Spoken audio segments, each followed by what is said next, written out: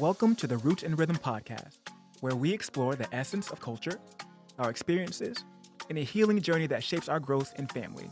Through heartfelt stories about marriage, mental health, relationships, and parenting, we create a space where you can find connection, understanding, and inspiration. Join us as we explore the rhythms of life, one story at a time.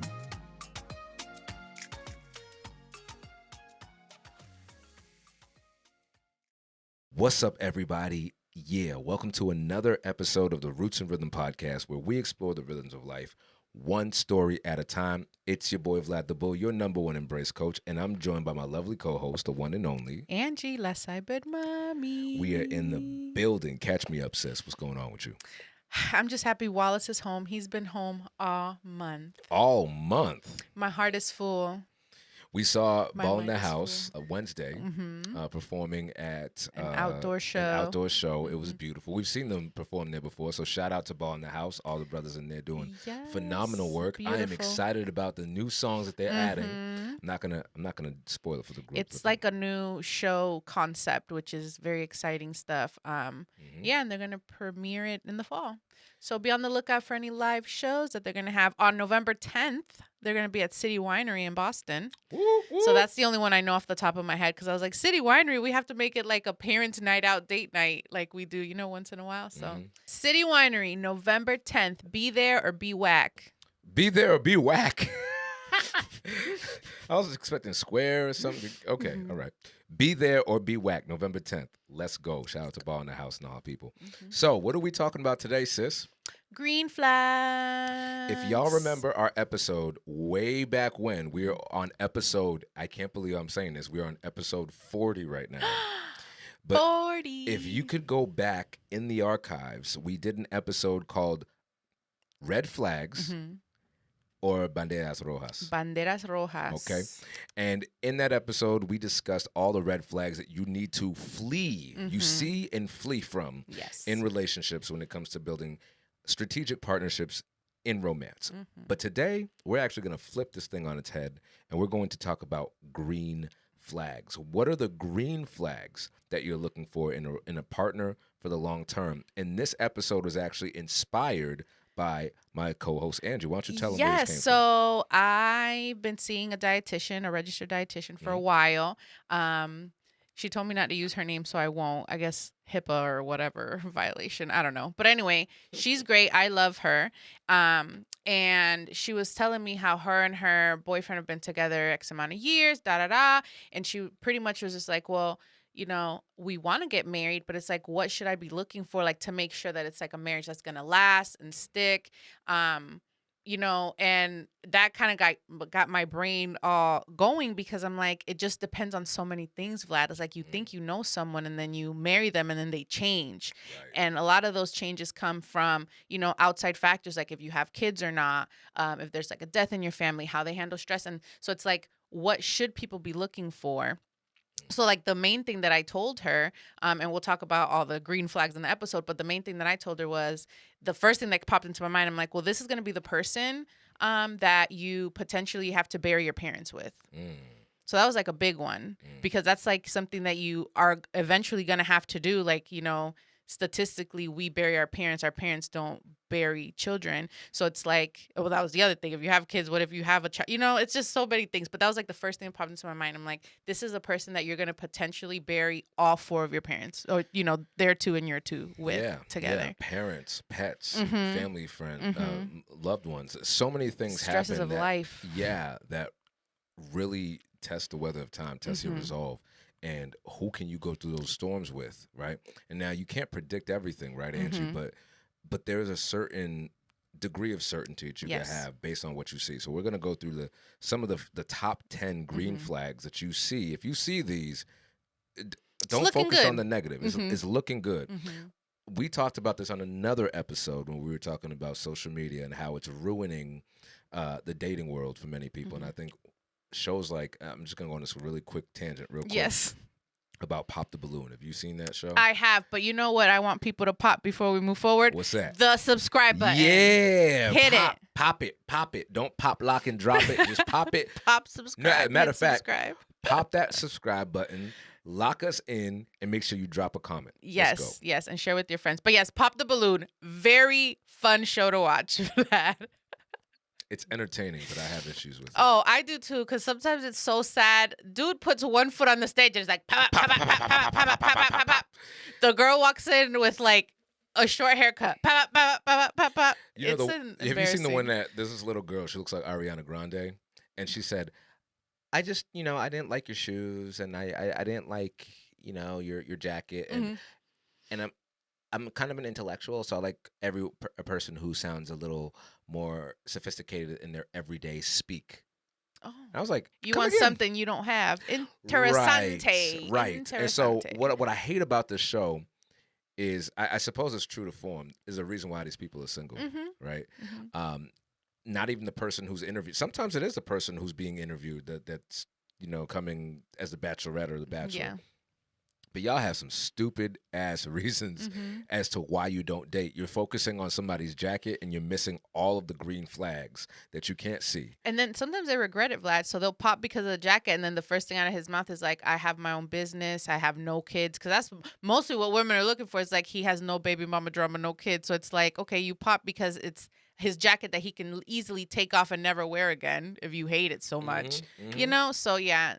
It kind of gets rid of the superficial stuff first. Well, yes. Okay. I'm not even going to go deeper on that because I hate the premise of the show. But yeah.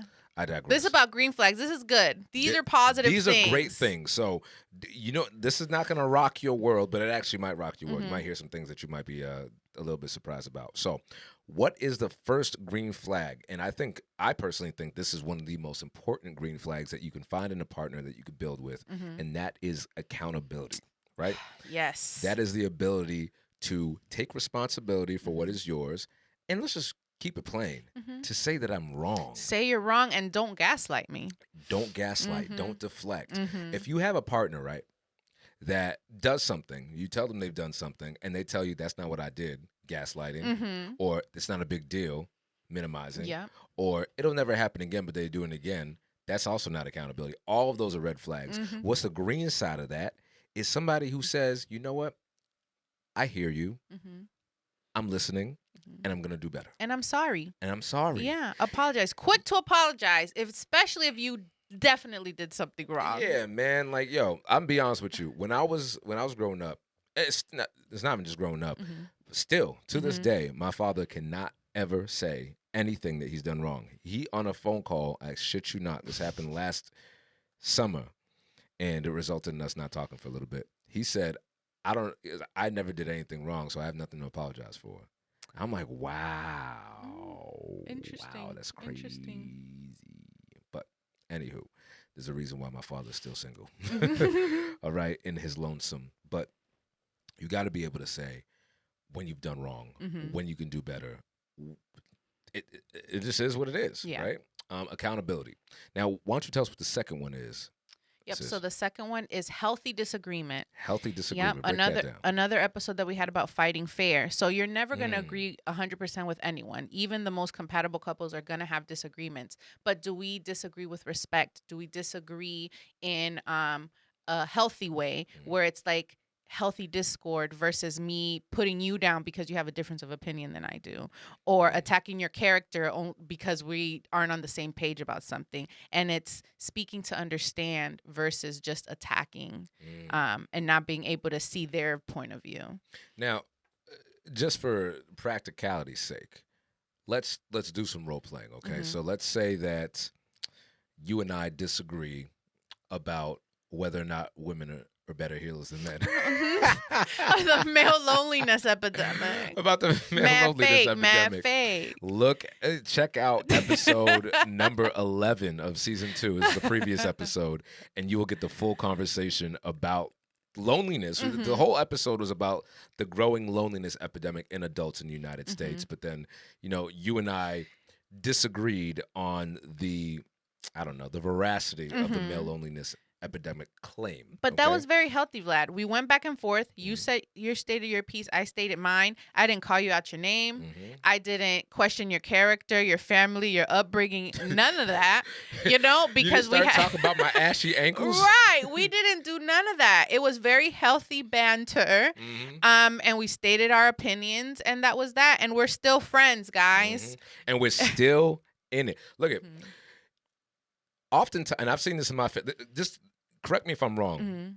Caribbean people do not like. I feel like there's a genetic inability for them to be wrong. Yes, they do not like being wrong at all. Yo, I know one of y'all listening has got a tia or a tonton that is absolutely right about everything. It's like the most disrespectful thing you could do is disagree with me or say that I'm wrong, you know? So yes, definitely. Oh, and hold a grudge, Vlad. I don't talk to so-and-so. It's been 12 years because they said this to me. And I talked about it in another episode too about my dad's daughter. She doesn't talk to all of us for God knows what reason. It's always a new reason why. But yeah, so it's like people don't, there's no accountability. Right. You know? And healthy disagreement also needs healthy resolution, right? And it might not be as big a resolution as when you have a nasty disagreement. Yes. Yeah, bro, I grew up watching my family. Like I said, they used to come over on Sundays from, I don't know, 6 a.m. to, let's say, 11 a.m. Everybody would be at the table drinking coffee, talking shit. They're like a pack of wolves. They like my aunts and uncles. They find something to complain about, something to be talking about. It could be a grievance, or it could be just an observation, something political, whatever it is. Mike Tyson biting off Holyfield's ear. We all remember that. We watched that on pay-per-view. Oh, y'all had pay-per-view? My dad would pay for it sometimes. That shit was for big mad fights. fancy. We be lucky if we had a TV that the dials worked. But anyway, I'm like pay-per-view. I remember they used to always say, go check out the wrestling shows on pay-per-view. I'm like, oh. Yeah, I don't even know what that is. He used to call DirecTV and get it. Oh, wow. For certain fights. Now you don't even got to do that. Things are streaming. No, everything is streamed, yeah. But they would argue. They'd find somebody, at some point, somebody would disagree, and it would be a blowout, and it would be exactly everything you said, calling out the names, banging, screaming, and then they would say, I hate you guys, I'm not talking to you anymore. And you always, I never, Right. And bring up things that have nothing to do with the subject matter. They'd stay mad at each other for a week, and then they'd come back like it wasn't, like nothing ever happened. Yeah. That is not an example of healthy disagreement, nor is it an example of a healthy resolution. So if you find somebody who can, because you are going to, as you're in the courting process, right, Angie, you're going to find that there are some things that you do disagree about. Hopefully, the larger, more groundbreaking issues or stances, you can find some common ground on. But ultimately, there are going to be things you just do not agree about. Like Julie and I'll tell you this, Angie, Julie and I very much disagree about how laundry should look in a room. Like, for me, laundry belongs in a hamper, which is why we bought the hamper. You take your clothes off, put them in the hamper, you ain't got to worry about it. If it's not in the hamper, it's in the machine. If it's not in the machine, it's put away. Yes. But okay, can you disagree about things and still love each other? Yes. The answer is yes, right? Don't make me talk like Papa Drac. The answer is yes. I've had to do this voice all damn week because our son is just he's almost at the potty training tip, and I have to do the Papa Drac voice. So. Yes. Papa Drac for Lido and the girls, and every other child that hears it wants to hear it again. Papa Drac. I forgot I did his voice at that concert. But, it's just what I do. What can I say? And your name is Vlad, and that's how Vladimir's should sound. Well, ironically, Papa Drax in the Hotel Transylvania, his father's name is Vlad. So I'm like... It's in line with the name. It's kind of creepy. But either way, healthy disagreement. Number 3, top green flag, is kindness. Are they kind to people when they're not looking? Yes, when that's the biggest thing. When they're not looking, when you're not around, are they nice to everyone? You should be nice to everyone. Right. Everyone deserves kindness. Shout out to my boy Ase Daniels. He had a shirt. Somebody stopped me in the Trader Joe's parking lot earlier this week. He had a shirt that he was selling at the conference back in June. It said, or in May, and it says, "Be kind, not nice." Yeah, don't be nice, be kind. Right. And so the lady's like, I really like that shirt. And I've always said that. And to make that distinction is anybody can be nice, and nice can be performative, right? and I'm not gonna name no names, but I know people that are really good at convincing people that they're nice people, but they're not kind. They're not kind. They're not kind when it doesn't matter. They're not kind when no one's watching, and they're not kind when there is something to be lost on their end. Yes. And kindness, if you find somebody that can be kind to anybody everywhere, that is somebody who's going to be kind to you. Yeah, and the example that always brings to mind is when people compare like East Coast, West Coast. They're like, oh, because people in the West Coast, and fight me in the comments, right? Because this is what I heard. East Coast, West Coast? Yeah, East Coast, whatever. But that people on the West Coast are nice, not kind, and people like in New York, they're like, get out of here, but they're kind. So an example is a woman with a stroller, like in the subway. In LA, if there were subways, people would be like, oh, that sucks that they don't have like accessibility ramps here for that or whatever. Like, I'm so sorry. What? I'm so sorry, whatever, right? People in the West Side? Yeah, apparently. So then, but in New York, people are like, what the fuck, get this out of here, and they'll carry it for you. Like, they're going to solve the problem, but they're going to talk mad shit solving the problem versus just giving you niceties and pleasantries about the situation, right? You know what that reminds me of? Something I don't know if you've seen is going viral right now, and I don't know why this is becoming more popular, but these more extreme religious folks of the right-wing Christian variety are making a common practice of proselytizing people on planes or trains. Oh, yes. Everyone here, Jesus loves you. Like, there's this one crazy lady, I forget her name, man, but she's like, all right, guys, I just want to say this is a nice plane. Everyone's comfortable, but Jesus Christ is Lord. The wages of sin is death. And nobody ever says anything. And they kicked her off of the plane. And then she started. But then she's like, I'm doing this out of the kindness of my heart. But then when she got kicked off the plane, the flight attendant happened to be a Hispanic man. And she's like, I don't know what you're saying. I can't understand you. And just started belittling him and racializing this interaction. I'm like, well, I thought you were doing this out of the kindness of your heart. Where's that Jesus love that you were just talking about? Listen, there's no greater love than Christian hate, or greater hate than Christian love. Right. Or I think it's greater love than Christian. Yeah. It's one of those. But it's astounding to me. But to contrast that, this is an American guy, this white guy went in Australia, was on a train doing the same shit. And this guy was like, shut the fuck up, mate. He's like, I'm telling you this because I love you. And he's like, I don't care if you love me. I don't know you. Literally. So Please stop bothering folks. Like, yo, bro, sometimes what you think you're doing out of the kindness of your heart is really out of the nicety of your ego. So please, for the love of God and anything else that is pure, being kind means respecting people's boundaries. Yes. And in a relationship, what does that look like? It means me not pushing my partner to be intimate if they said I'm not comfortable. Sorry, fellas, it is what it is. All right, there's some fringe dudes out there that I can't even believe I'm fucking saying this. But it's not your duty because you're married. Yeah, some dudes both ways. There's a pastor. He said you can't grape your wife because you're married. And I was like, I'm not following. I'm not following. Isn't grape? I don't get it. Oh, but this dude legit thinks that if you violate your wife, it's not a violation because she owes you something. Yeah, that shit is crazy. No, that is not being kind, is it? That's not even being. That's not even being human. So let's just. That's all. That's negating all the green flags, actually. Yeah, that's red all over. That is like bloods all over that. Okay. Yeah. So find somebody who is kind, not nice. Number 4 is somebody who supports your growth. Yes. Right? Yes. So why don't you tell me, what are some of ways that Wallace has supported your growth over the years that you saw as a green flag? Oh, anything that I want to do, he's 100% in. Especially like most recently this podcast. Yeah. He created our intro, outro. Oh, that's true. He's creating beats for us for like our videos. I thought you were going to say something else, but I'll be quiet. He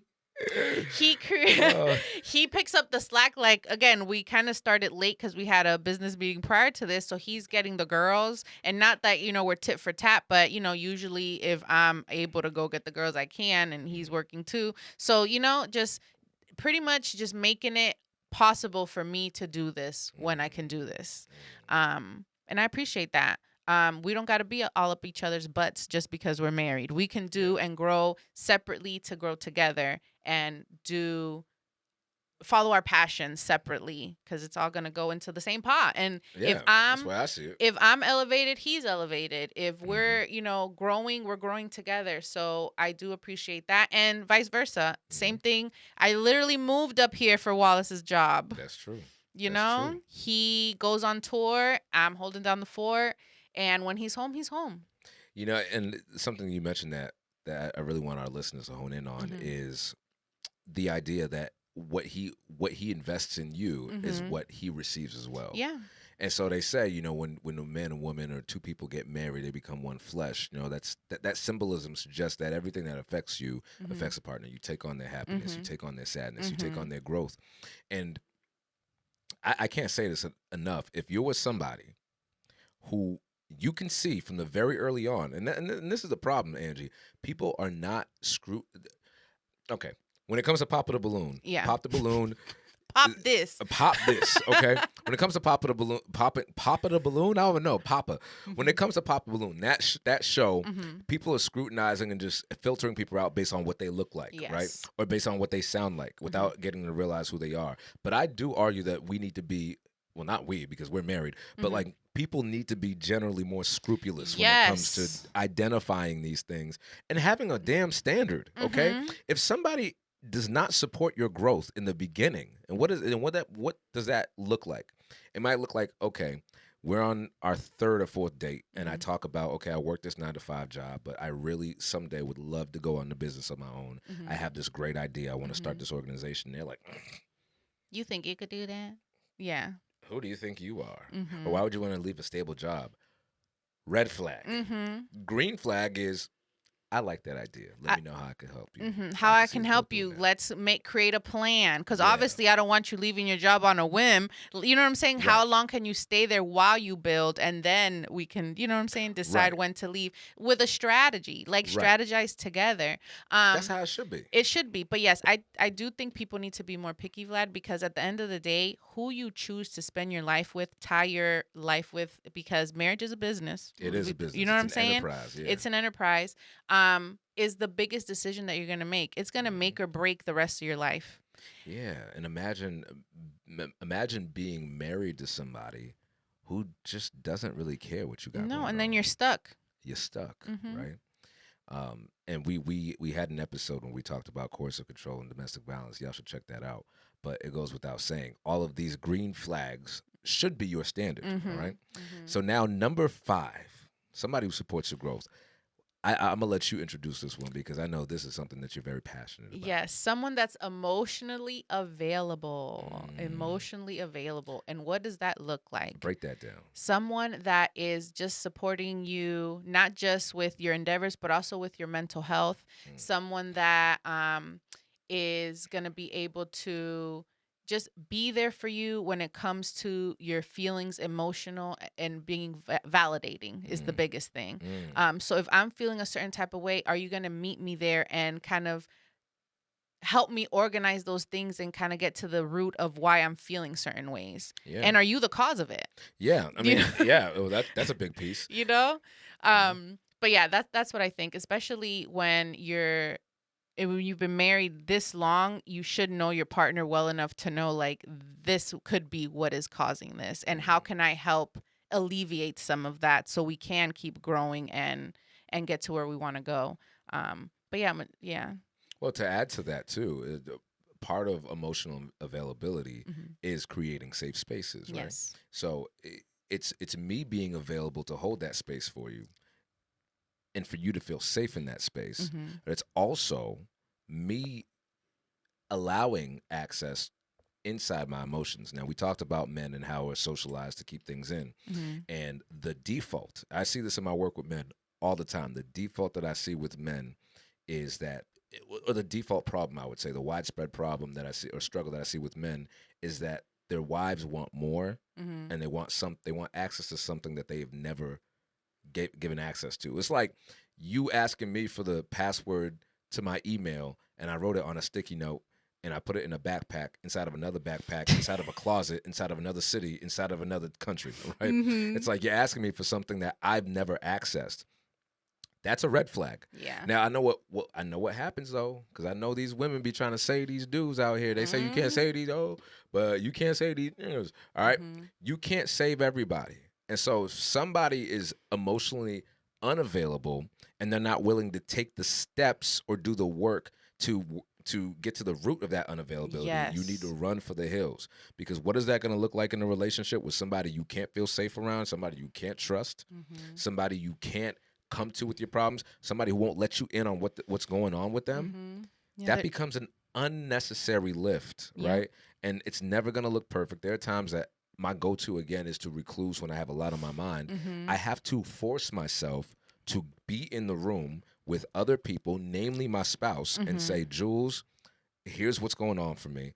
And more recently, I've had to learn how to say, I'm feeling a lot of feelings right now, and I don't quite know what they are, but bear with me. Right. That's you can't shut down. Yeah. Yeah. So being emotionally available means you can't shut down and let, especially those closest to you, out of what's happening, because then you don't have your support system. Right. People don't know if they should approach, should they not. But to your point, Vlad, you saying like, look, I'm feeling all these things I don't know, then someone can help you. Right. Because you're still letting them in. The door's still open. And you're also advocating, saying, hey, I don't know, but I need some space. That's better than shutting the other person out. Yes. And leading them to believe. And what that does is it creates an inadvertent consequence. And that consequence or toxic trait, as we went over in a previous episode, would be stonewalling. Yeah. Right? I had to realize that, I'm accidentally stonewalling Julie. It's not because of anything that she's done, but it's because I don't know how to talk. Yeah. Right? That is a lifelong endeavor. So to my brothers listening to this, my men listening to this, you can't get around doing that work. You have to do that work. I'm sorry, y'all. Like, whether you like women or men or anything else or anyone else, okay? You have to learn how to make sense of your feelings and make those feelings available to other people. If you can't share, then you might as well not be in a partnership, might as well not be in a friendship. It's not a great life for you. Okay, so find somebody who's emotionally available. Right, that's number 5. Number 6, green flag. Somebody whose actions match their words. Yo, you don't want to be with somebody you don't want to be with a shoulda, woulda, coulda. Okay, that's gonna get old real fast.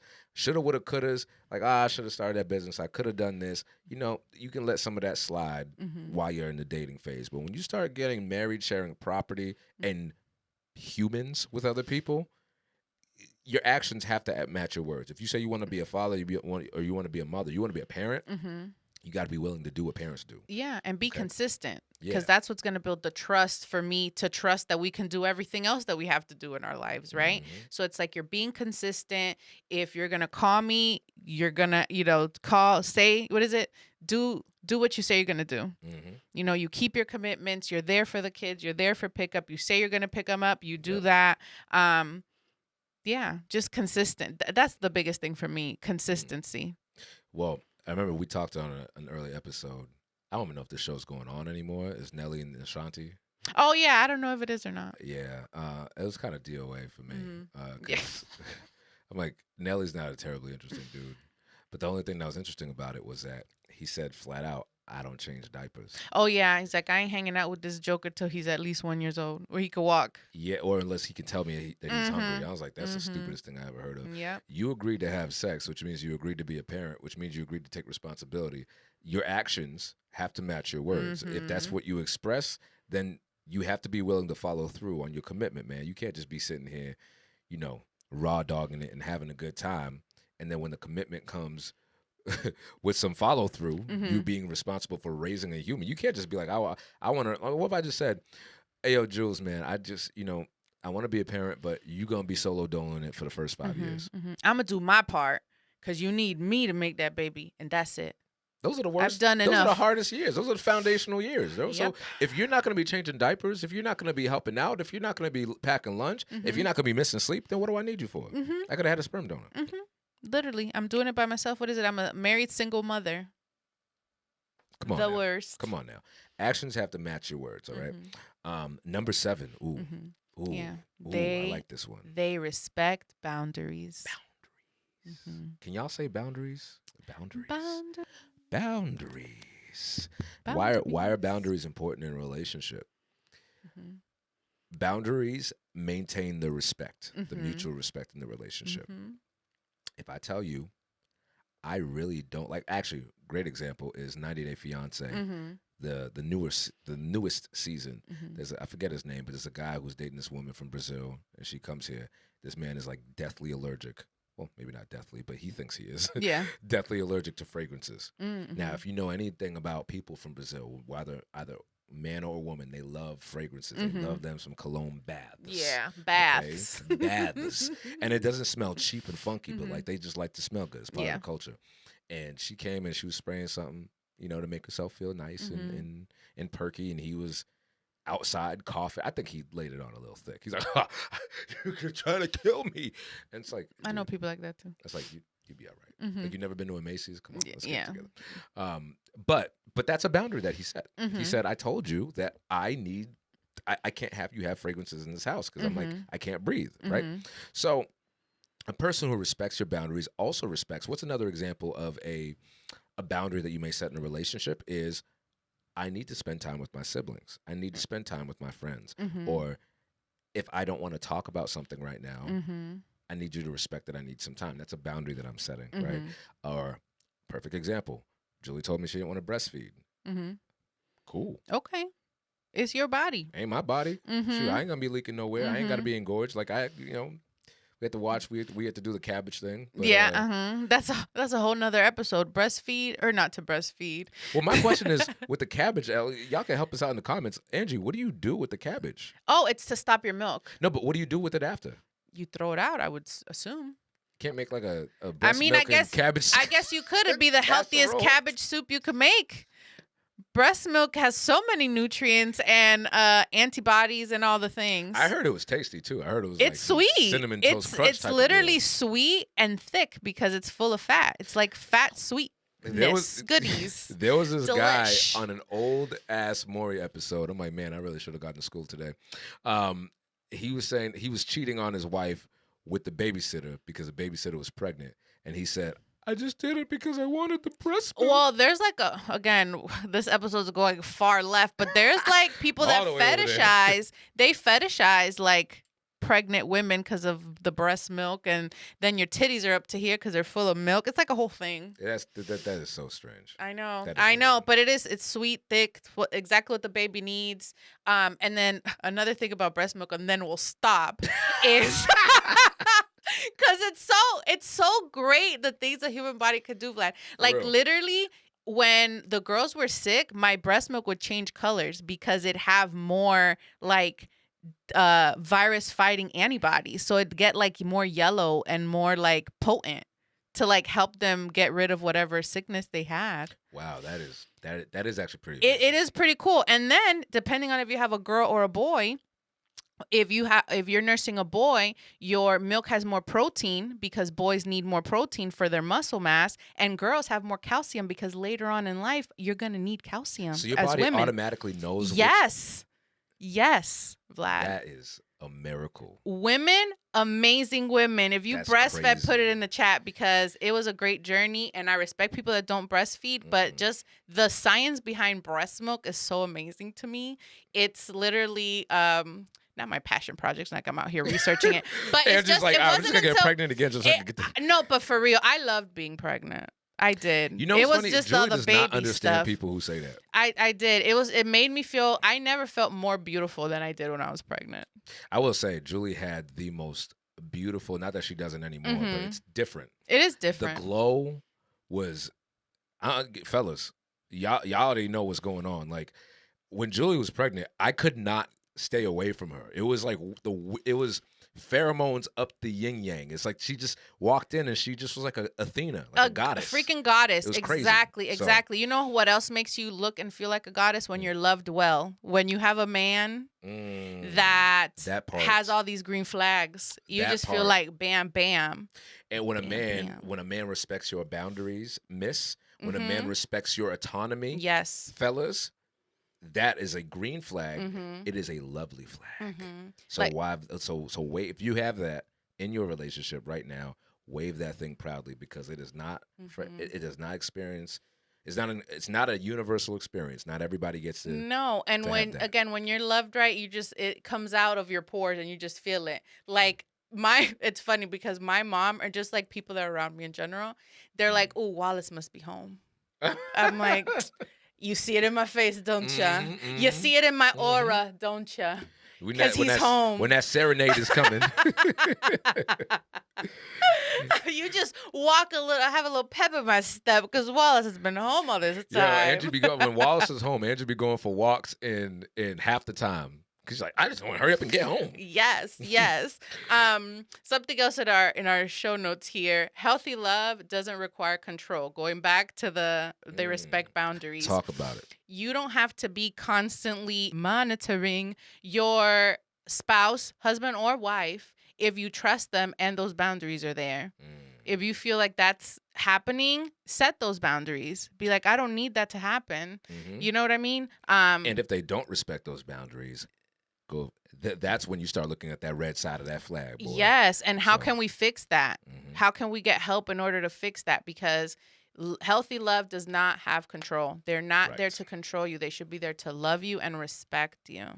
Yes. Yes. To that end, thank you for adding that in because we can never have too many reminders of what healthy love looks like. Okay.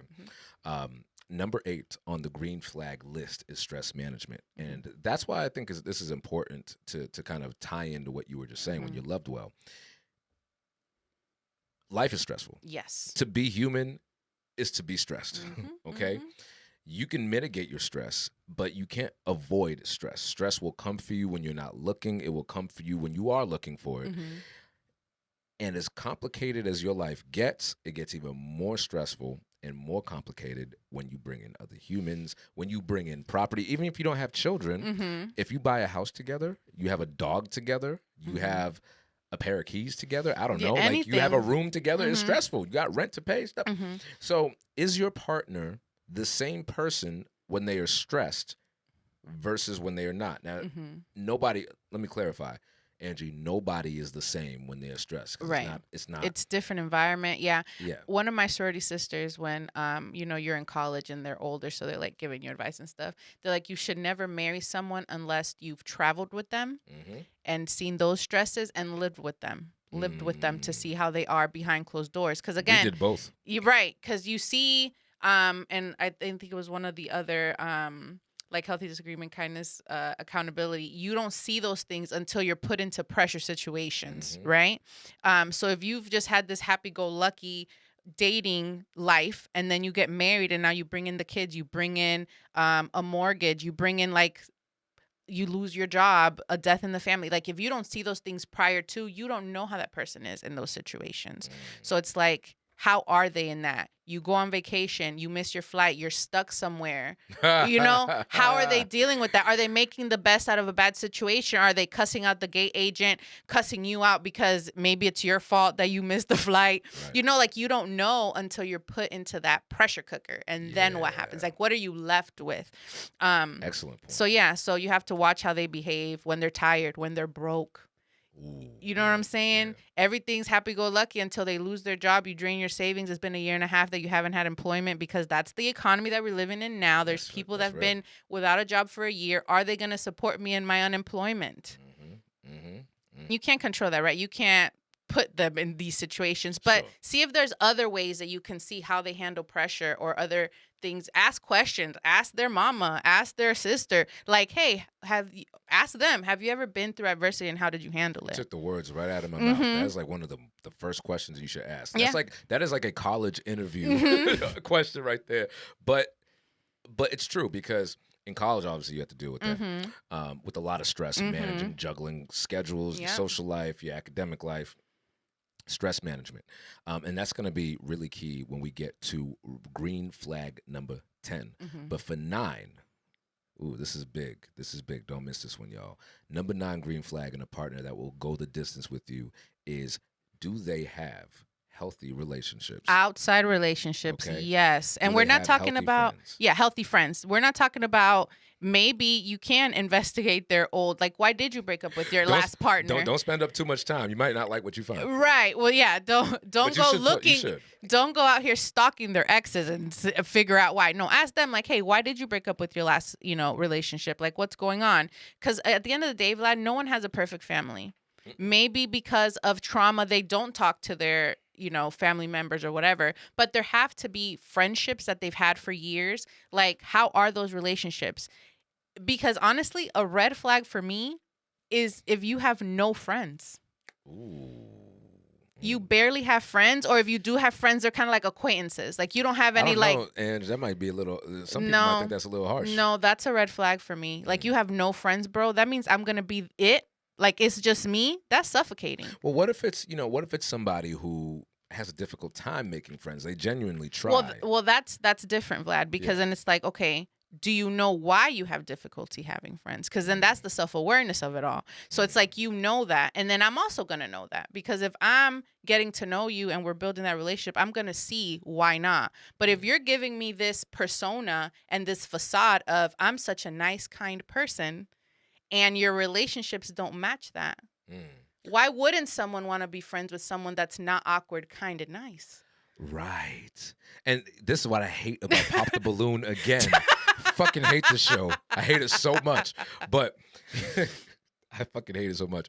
But it really almost victimizes the people who are a bit awkward and who aren't as gregarious as their counterparts, but are genuinely kind people and who just maybe need a little bit of support. Like, we have friends from all walks of life with all different abilities, and not having friends by itself, in and of itself, shouldn't be a red flag. But if, like you said, somebody's making you believe that they have all these friends and these great connections, but you only see them when you got married, yeah, then you need to start asking yourself, this doesn't match what you're trying to convey. But even, Vlad, even like the most awkward, like to your point, they might not have a lot of friends. You don't have to have 1,000 friends. Why not? Jesus only had 12, okay? That's true. You know what I'm saying? That's but true. It's like, even the most awkward, like shy, whatever person at least has one friend. And you know what? A friend could and be that's okay. It could be a family member. It could be a cousin. family member. Like, yes. But if you have no relationships, no healthy relationships with anybody, your parents, your cousins, your boys, your girls, like nobody, and you 30-something years old, you 20-something years old, you tell me you haven't met one person, it's because either you have a difficult time connecting, you need to investigate that, like you said, or you just genuinely don't like people and you psychosocial. And what's wrong with that? Because at the end of the day, Vlad, community reflects your emotional health. Ooh, come on now. If you're in community, and again, even with just that one friend, because we've been kicking this since 3rd grade, the one friend, you're still in community. You're not out here isolated and you're not alone. Because at the end of the day, is our relationship going to become your obsession and then it's only me? That's not healthy either. Nope. You cannot be the center of your partner's world. Not at all. I don't care what they. No. I don't care what you saw on the Notebook movie. All right, like I don't give a shit. What's that guy named Ryan Gosling? Whatever. Ryan Gosling. Yeah, like, I don't give Noah a shit. Calhoun. Yeah, in like, the movie. Don't nobody care about what it looks like in media. You cannot be the epicenter and both. You cannot both be the epicenter and the perimeter of your relationship. You have to let other people in. Yes. Now. A real life example of this as a red flag, not a green flag, was my ex before I met my wife. I was gonna shout out her nationality, but I don't need our those listeners to stop listening. Yeah, well, hey, I'll say it because I'll just put it this way, okay? We all from the island. This is Roots and Rhythm. Where if you have a palm tree where you from, then you friends with us as long as you good people, okay? But I'm not gonna lie, there are crazy people everywhere. There all are. right? And everywhere. there happen to be crazy people in Puerto Rico. Shout out all my Boricuas who are not crazy. But this is just my experience. I was dating it's kind a of woman. concentrated there, but continue. Yo, you gonna get us in trouble, dog. Yo, Angie, you gonna get us in trouble with Los Boricuas. All right, listen. Or so they, I hear that. I don't know from experience, but I've heard. I'll tell you from experience. That shit was crazy. Okay. Yeah. So one of the things that I failed to see back then was she didn't have friends, and the friends that she did have were in on all of her shenanigans and trying to either emulate her or enable her in what she was doing. And she was loving the crew. Okay. Okay.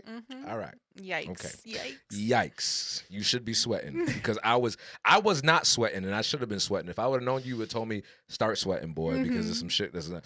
She had no good friends. As a matter of fact, she was telling me how, and this is just nonchalantly, Angie. She was telling me how she had a roommate on campus somewhere at one point, and she. We're going to do a whole episode about toxic exes and dating, okay? But she told me that her roommate said something that was, I don't know, she thought was improprietary and just improper. She didn't like it. And so she's like, yeah, so I peed on her toothbrush. I'm like, See, this is why we can't have roommates. I'm like, I'm sorry. Vlad, how many times did she pee on your toothbrush because she didn't like something you said? I did not bring. When she told me that, I started brushing my teeth in my car. Yikes. Yo, I was like, this person lives with you. You guys share bathrooms and food and common areas. You pissed on her tooth. No. I'm like, do you mean that you just took her toothbrush and you dropped it in the toilet after you took a pee? Of course not. Because that would be petty and disgusting. But at least you're just like, no. I'm like, wait a minute. You are a female. To pee on a toothbrush actively, Angie, correct me if I'm wrong, that shit would be kind of difficult, wouldn't it? It probably has cooter juice all over it because I'm sure it was just like, just going down there. That's mad gross. God is good, okay? That's all I got to say. God is good. Healthy relationships. If they don't have them, if somebody tells you that they peed on an ex's or an ex-friend's toothbrush, run for the hills. And when you get to the top of the hills, go for the other hills. Go to Kilimanjaro if you got to get away from that. Well, okay. I know people were in the comments of another video like that I'm a man hater. I'm really not. So I'll say something about girls. Here we go. I don't like when women say that they can't be friends with other women. You know, it's giving you're not a girl's girl. And why can't you have so why can't you have relationships with other women? Like, it's like, oh, I don't have any. Most of my friends are guy friends. Like, I don't have a lot of girlfriends. Yeah, we had that one lady who was talking about girls making fun of other girls. Yeah, it's like, oh, yeah, that doesn't happen. Yeah, because I was like, oh, women check on our friends. Like, if you're acting, different or kind of standoffish, like, I'm going to say, hey, is everything okay? Like, do I need to come over? Blah, blah. And she's like, oh, that doesn't happen. Women don't do that. And I'm like, would your friends not do that? And she's like, oh, I'm not talking about me. I'm not going to disclose that information. But I'm like, okay.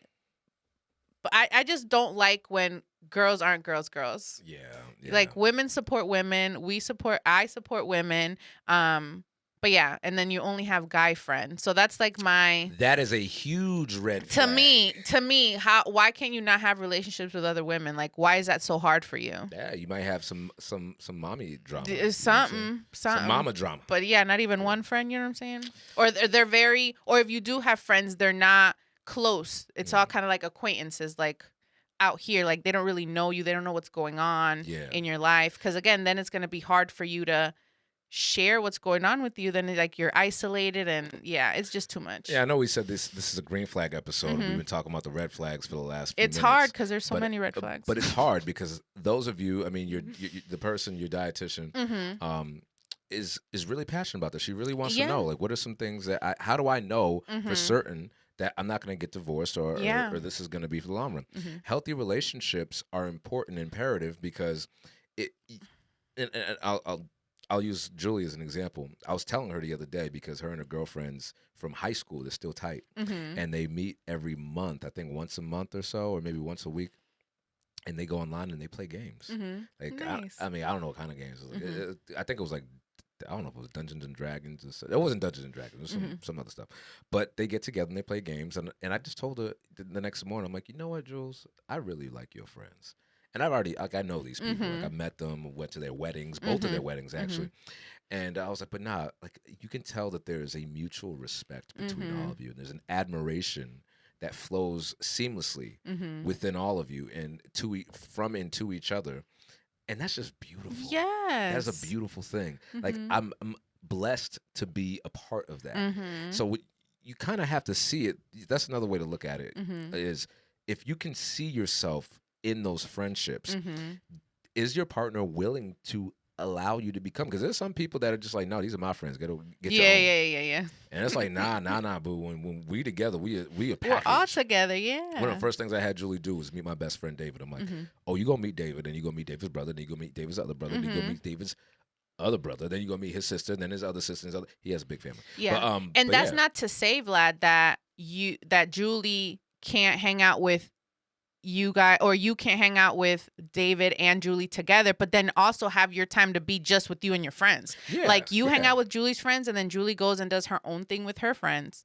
You know, the world should not revolve just around y'all being together all the time. Like, there should be some autonomy for you to go do your own thing, but every night you finna come home.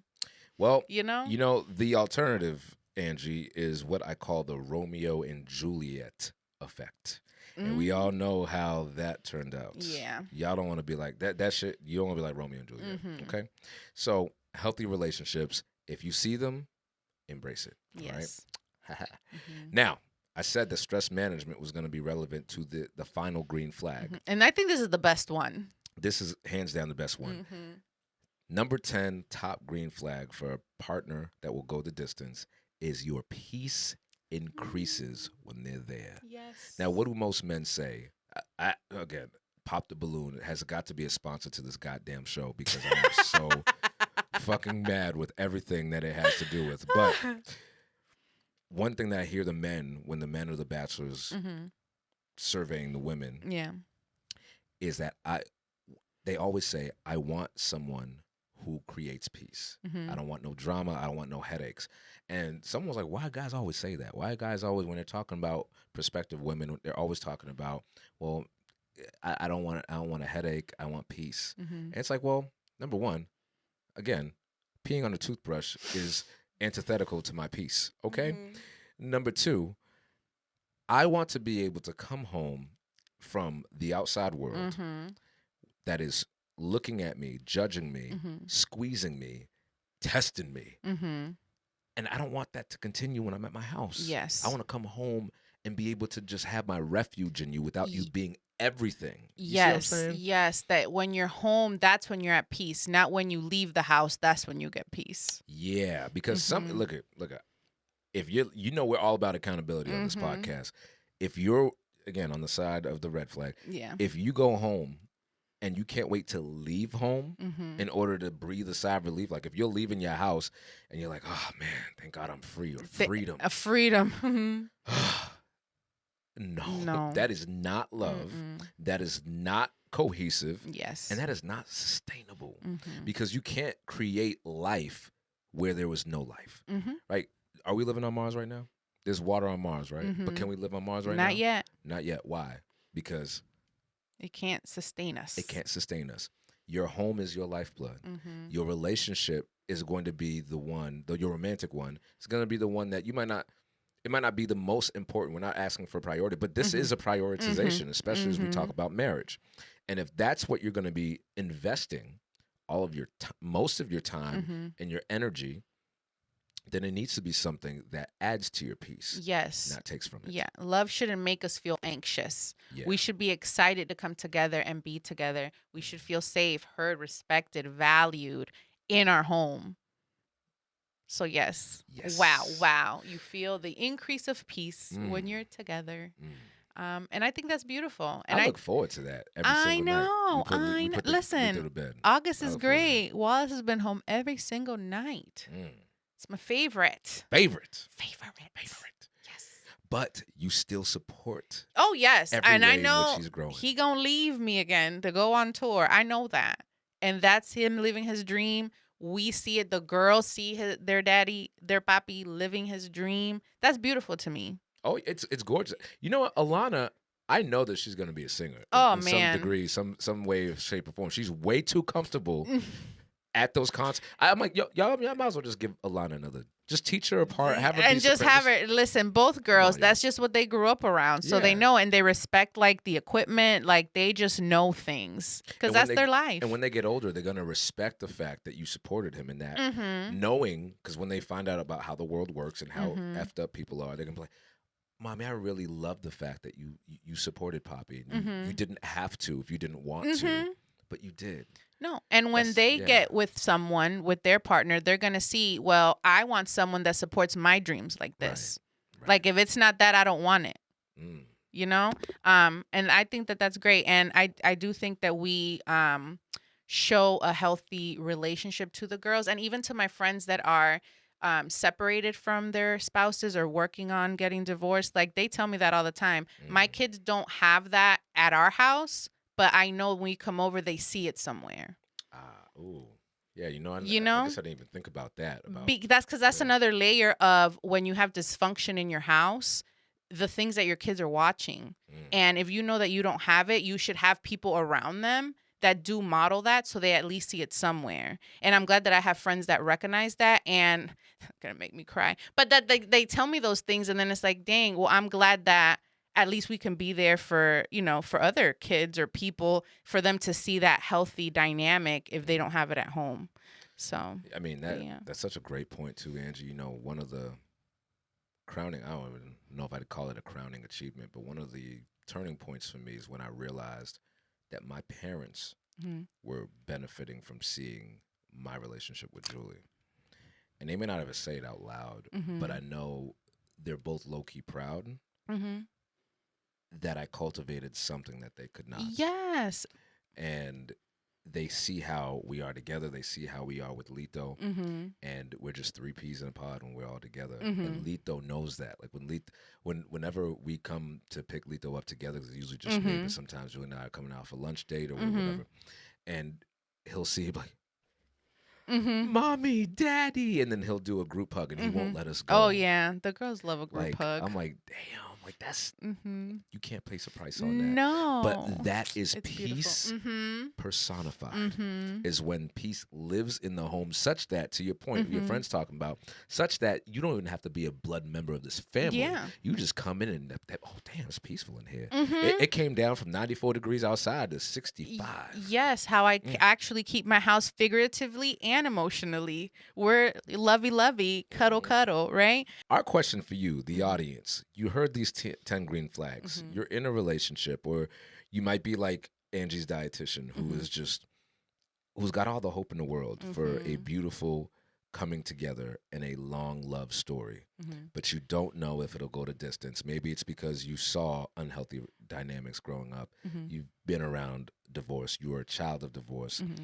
Maybe all you've been trained to see are the red flags and not the green flags. So we hope that in this episode, we gave you something to think about. If you are a recovering perfectionist and all you see is these red flags and shortcomings, one question I got for you, one question we both have for you: what is a green flag that you see in your spouse right now? What is one green flag, again, this is self-reflection, that you would like to become for yourself and for your partner, for your community? Yes. Be the green flag. Don't pee on nobody's toothbrush, all right? And Don't do it. No. And then what is one overlooked green flag, so that no one really thinks is a green flag, but it is a green flag? You know what one I think is overlooked? Which one? I think it's an overlooked green flag that somebody, a partner, can be left alone with your people and be okay at an event. Oh, that's good. That is, they don't need you there. They can fend for themselves. Yes. Like, I can leave Julie. Matter of fact, fun fact is, when I was in the academy, my grandmother passed away and I had to go back to the academy. I didn't take no time off. I left Julie. We weren't even living together yet. Julie spent the entire week with my grieving mother, my grieving uncle who came from New York, and my grieving aunt who lives here. And she went to Nubian Square. They used to call it something else, but Dudley Square in Boston. She went to Dudley Square, formerly known as Dudley Square, went to the Haitian little, the shops that are everything. They sell DVDs, they sell clothes, they sell whatever.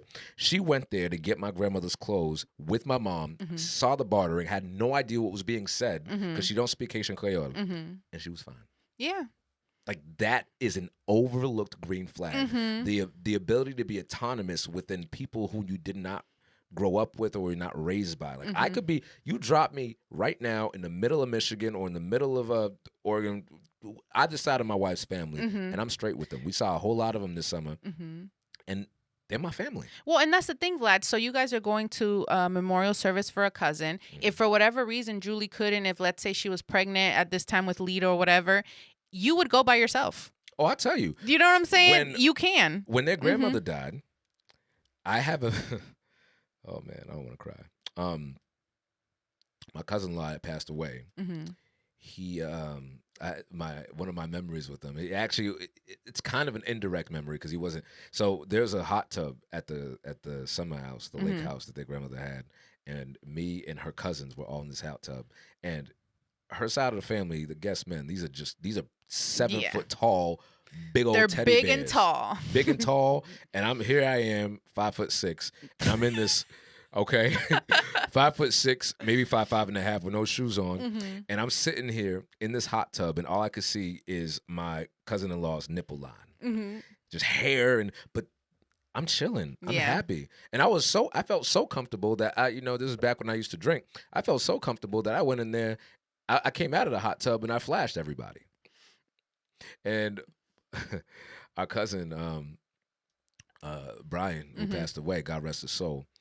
He was like, "Oh man, I think he was upstairs doing something." He's like, "Yo, why ain't nobody call me?" I would have been like, "Boop." Man, I love you, dog. But again, green flag. The people that you choose to be your spouse, or the person that you choose to be your spouse, have to be able to bury your people. Grief, it's gonna get us all at least once.